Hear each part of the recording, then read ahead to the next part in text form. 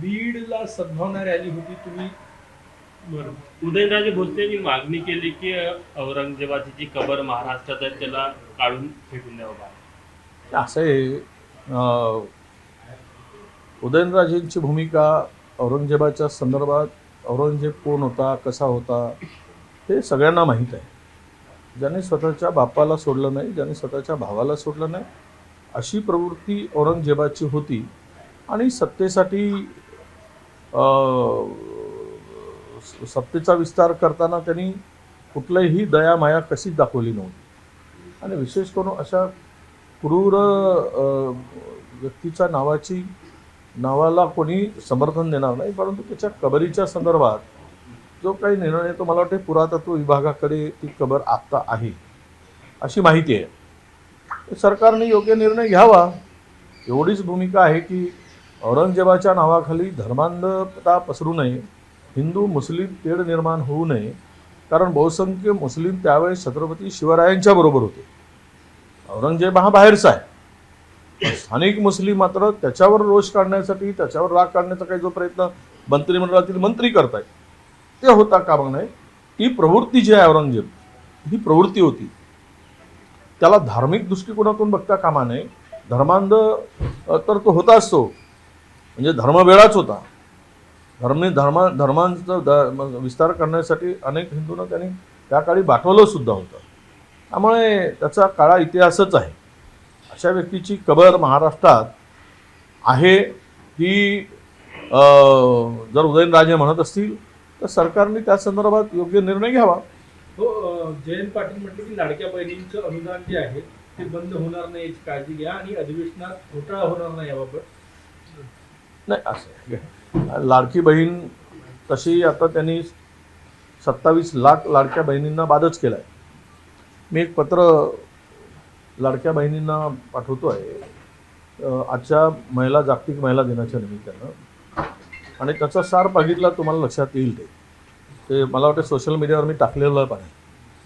मुळात काय होय की तुम्ही आमच्या आदितीताई तटकरे म्हणतात की आम्ही जाहीरनाम्यामध्ये दिलं ते लगेच काही लागू करायसाठी नाही, आम्ही 5 वर्षात लागू करू. म्हणजे शेवटचे 3 महिने असताना लाडक्या बहिणीला 2100 रुपये देणार.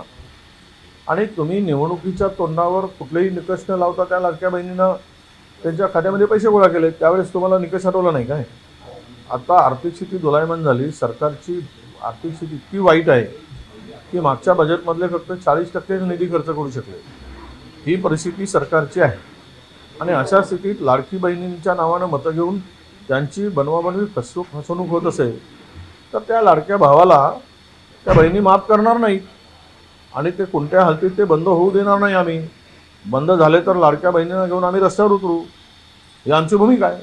सुरेश धस यांनी धनंजय मुंडे यांच्या विरोधात ईडीकडे तक्रार केली आहे आणि दुसरीकडे सुरेश धसच्या कार्यकर्त्यांचे व्हिडिओ आहेत. कशा प्रकारे बघता एकूण बीडच्या राजकारणाकडे? नाही, बीडचं राजकारण आता इतकं भयानक टोकाला गेलेलं आहे. मराठा वर्सेस वंजारी ओबीसी, ही आता तुम्ही कल्पना करू शकत नाही. शाळामधून मुलं काढण्याचं काम सुरू झालेलं आहे त्या परिसरामध्ये, मराठवाड्यात. म्हणजे मराठ्यांची शाळा असेल तर ओबीसींची मुलं काढत आहेत, ओबीसीची शाळा असेल तर मराठ्यांची मुलं काढणं सुरू आहे. ज्या इंग्रजी माध्यमांच्या शाळा आहेत, सीबीएसई शाळा आहेत, हे चाललं आहे ना, इतकं भयानक झालेलं आहे तिथे. ते आता तो राजकीय वाद आता वैयक्तिक स्तरावर गेला आहे, समाजावर गेलेला आहे. म्हणजे समाजाचा माणूस चोर असेल, उचक्का असेल, बदमाश असेल, कोणत्याही समाजाचा राहू दे, तर त्याला समाज प्रोटेक्शन देणार अशा प्रकारची प्रवृत्ती आता वाढीत झाली आहे. कायदा सुव्यवस्था त्यांना काही देणं घेणं राहिलं नाही.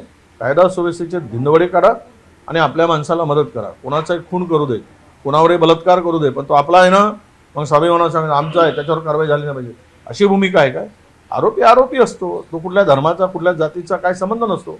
परंतु महाराष्ट्रामधल्या बीड किंवा मराठवाडा भागातील 2-3 जिल्ह्यामध्ये आत्ता इतका टोकाचं पाऊल दोन्ही समाजाने उचललं आहे. आणि त्यामुळे वातावरण फार गढूळ झालं आहे. सरकारचं लक्ष त्याकडे अजिबात दिसत नाही, सत्तेमध्ये मशगूल आहे. पण हा उद्रेक उद्याच्या दृष्टीनं महाराष्ट्राच्या हिताचा नाही. आणि महाराष्ट्राच्या दृष्टीनं, पुरोगामी विचाराच्या दृष्टीनं उद्या अत्यंत भयावह परिस्थिती महाराष्ट्रात निर्माण होईल. बीडची परिस्थिती हाताळायला देखील सरकार अपयशी ठरत आहे. अपयशी नाही, 100% अपयशी. सरकारला त्यांची भूमिका आता सत्तेमध्ये इतके जागा मिळाल्या, तितके जागा मिळाल्या, त्यामुळं गरमीमध्ये आहेत ते, त्यांना काही देणं घेणं नाही. लोक मरत आहेत मरू देत, बलात्कार होत आहे होऊ देत, खून होत आहे होऊ देत, त्यांना काय संबंध राहिला. त्यांना एकदम येऊन भाषण करतील, ठोकून देतील, आम्ही असं करतो आम्ही तसं करतो. पण महाराष्ट्रात काय चाललं आहे? महाराष्ट्रामध्ये कायदा सुव्यवस्था राहिली का नावाला शिल्लक?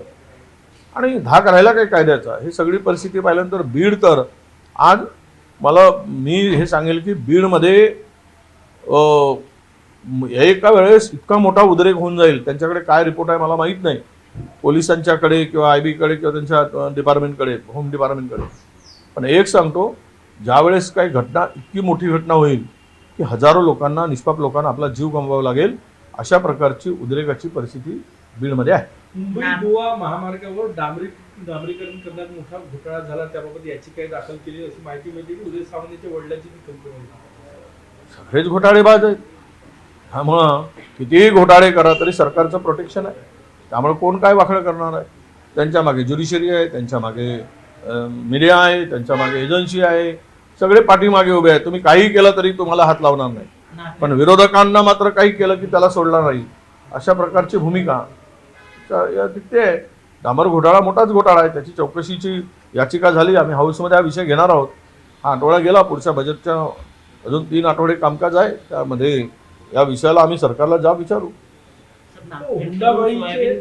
सोयाबीन विक्री सुरू झाली, याची तुरीची विक्री सुरू झालेली नाही अजून, शेतकऱ्यांचं नुकसान होतं, काय सांगा?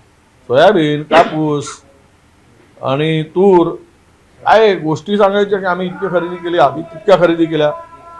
अजूनही 40% सोयाबीन पडून आहे, हमीभाव मिळत नाही, कापसाला हमीभावाप्रमाणे खरेदी नाही. या संदर्भात कालच मी बोललो, तुरीच्या संदर्भात अजून सरकारची खरेदीची परवानगी आली नाही. राज्याला कोटा ठरवून द्यायला पाहिजे, MSP प्रमाणे खरेदी करायला पाहिजे, पण सरकार, शासन म्हणून याकडे लक्ष नाही. त्या तूर उत्पादक शेतकरी आता संकटात आहे, त्वरित लक्ष घालण्याची आवश्यकता आहे, सरकारच्या निदर्शनास आणून देऊ. पंकजा मुंडे म्हटलंय की हुंडाबळीच्या अनेक केसेस महाराष्ट्रात होत आहे, अनेक महिलांना जाळलं जात आहे. तुम्ही एका हत्तीची गोष्ट घेऊन बसता, एका हत्तीची गोष्ट घेऊन बसता. पंकजा मुंडेंचा आजकाल वादग्रस्त बोलण्याचा सपाटा सुरू आहे. त्यांना सत्तेमध्ये असूनही सत्तेत नसल्यासारखा वाटतोय किंवा सत्तेच्या विरोधात असल्यासारखं त्यांची भूमिका आहे. कुठे काय ताळमेळ असावा, कुठे काय बोलावं, थोडासा ते जरा डिस्टर्ब झाल्यासारखे आजकाल बोलतात, डिस्टर्ब होऊन बोलतायत.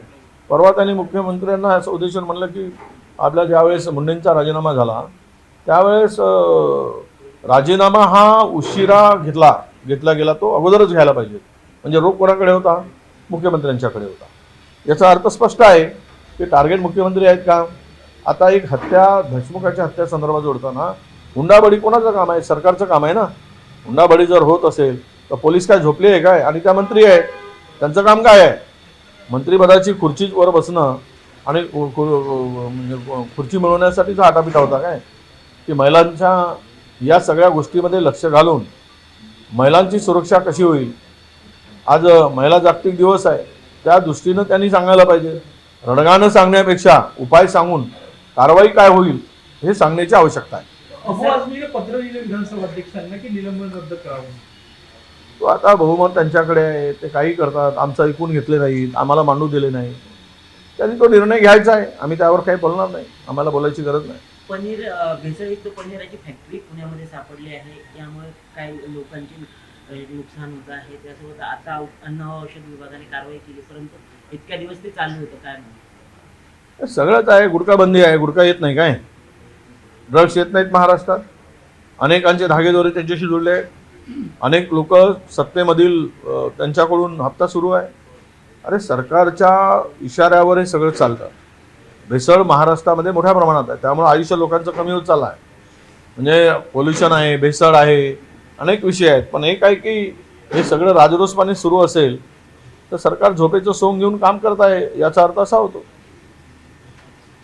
धन्यवाद. उच्च न्यायालयाने आपल्याला नोटीस सुनावली आहे निवडणुकी संदर्भात, काय त्याचं उत्तर राहील का? नाही, ठीक आहे, ते कायदेशीर त्याचं उत्तर देऊ. त्यापूर्वी त्यांनी जे नारायण जांभळे नावाचे वकील आहेत त्यांनी त्यापूर्वी निवडणुकीचा फॉर्म भरला, त्यावेळेसही त्यांनी त्या स्टॅम्प पेपरच्या संदर्भात माझ्या फॅमिलीच्या नावानं, मिसेसच्या नावानं स्टॅम्प होता, त्याच्यावर ॲफिडेव्हिट करून दिल्याचं त्यांनी तक्रार केलेली होती.